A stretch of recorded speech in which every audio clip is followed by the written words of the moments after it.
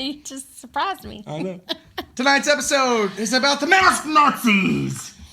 But first, before we go into that, last night was the debate. Yeah, the debate. And just when you thought that Joe Biden couldn't have been lied about more than Joe Biden lies about Joe Biden. He's lying Biden. He gets trumped by Cabala Harris. I saw what you did there. Yeah, it was pretty good. I really don't think there were many things she said that were true. I plan on, I don't care what she thinks, but I plan on doing an entire episode maybe next week about how beautiful her lies were. But I just want to touch on a couple points here. She's a big fat liar. Yeah. That's one. Yeah. The first one is how she just disgraced one of the greatest presidents of our time. I mean, other than Trump and Roosevelt, we're talking about Lincoln. Completely she not only didn't misquote him, he didn't say that at all. She just made up a whole quote. She made up a whole quote quote and stuck his name on it. And I've had people put words in my mouth, but I've never had someone put words in the mouth of a dead guy. So I just, it blows my mind. She said that it was so right before his re-election, put that as a point, he decided to wait. She said he decided to wait to fill the Senate seat. As you know, we have somebody that's up for confirmation of not Senate seat, but justice. Yeah, Supreme Court justice. Sorry, my bad. Well, she said that was the right thing to do to wait till the next president was elected. False. Here's what happened. 27 days, that's all true and stuff. Before his re-election, he had to wait because the Senate was out.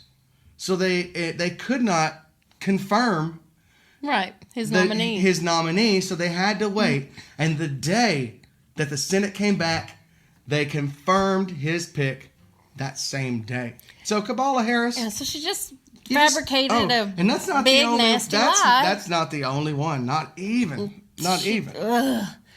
Go ahead. Well, I don't even like thinking about her, much less I had to listen to her through that 90-minute debacle.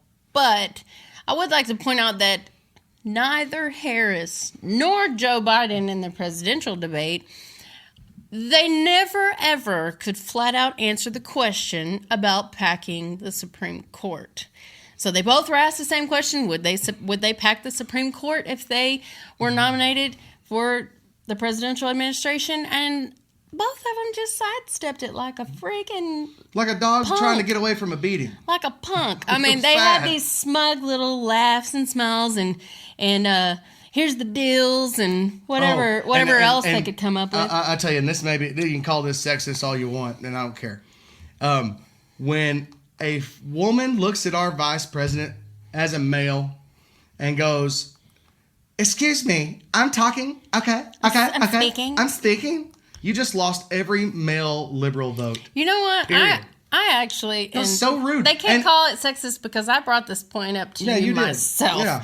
I said that every man in America has heard that in their own households. Yeah. And then it would have been I'm not voting for that. For that I'm awful speaking. Person. Yeah. A little phrase. Oh, and the... it loses all the arguments in our life. It's so bad. And here's of the night. Here's what made me the maddest. I was yelling out at the TV like Travis Tritt was.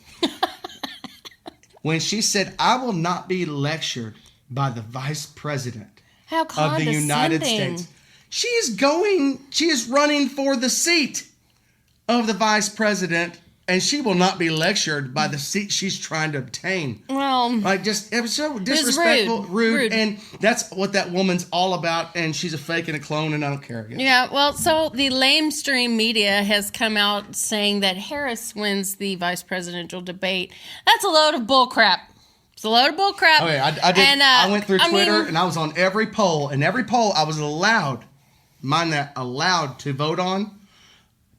Pence won 80-20 every single time. The ones that I wasn't allowed to vote on, Cabala Harris won 69%. Yeah, well, but I wasn't allowed to vote on it, and I don't think the American people were too. I think it's all straight up lies because they're in the Western movie and they've already been shot and they're laying on the ground. They're trying to get that last shot in to win the presidency. Sucker punch. And then here comes Lady Liberty with the big torch, and she blaws her, and that's what's going on. I know. And now Nancy Pelosi's trying to say the president is unfit, and it's a mess. It's a reach. It's such a pathetic. It's just not quite there. It's pathetic and sad. Last ditch Hail Mary. Vice President Pence clearly smashed every lie that Cabala told. And we actually had a correspondent. He was right there, you know. He was in the trenches. He was in the hairspray. And we want to take this opportunity to go to our Fly on the Hair correspondent for his take on the debate last night. There you have it, folks. Crowning our vice president the winner of the debate with his little Keep America Great hat on. Thank you for our Fly correspondent who is in the trenches over there. Well, you know, it's kind of like we know. It's kind of like, you know, if he sees a shadow, then he just goes and picks the one that was going to win, and the one that won was obviously the one that won. Yes, it was a clear, all right, easy win. So.